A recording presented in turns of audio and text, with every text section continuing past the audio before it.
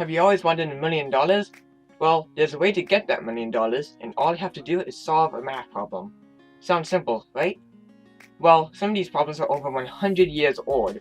The one I'm going to talk about today is called the Poincaré conjecture, and it is one of the Millennium Prize problems, as shown in this buzzword slide.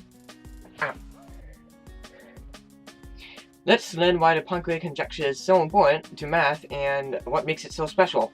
Get ready, because we'll talk about everything from the fourth dimension to purple spheres. The first thing you need to know about the Poincaré conjecture is that it has to do with spheres and topology. Cool. In topology, you can stretch a shape as much as you want, as long as you don't poke a hole in it or cut it up in any way. So, this sphere is very different from this torus because this has a hole, while this does not.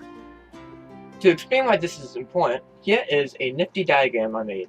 You can see how the red loop is looped around the sphere, and it shrinks to a point, it disappears, and starts at another part of the sphere.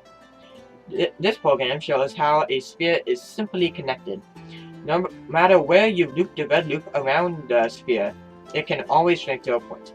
This might seem obvious, but you can't actually do the same thing on a torus, because if you draw a completely straight line on there, it gets hooked on the hole, basically, and you can't actually shrink it to a point. Now for part 4, the fourth dimension. The simplest way to explain the fourth dimension is with graphs and points. On a 2D diagram, all you need to define a point's position is 2 numbers. But in 3D, you have to have 3 numbers because there's an extra axis you have to worry about. You can imagine a graph like this, so you have to have 4 different numbers to define where a point's position is. These axes would be labeled X, Y, Z, and W. Now, the Poincaré conjecture states as follows.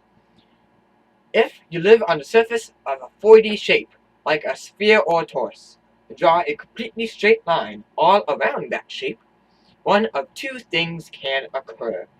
Either the line gets stuck around the shape of the shape itself, like a torus, or it can shrink into a point, as shown by the purple ball diagram explained earlier. The final statement of the Poincaré conjecture states that if you can pull the line of the 4D shape into a point wherever you are on that shape, then it must be a 4D sphere. That's it.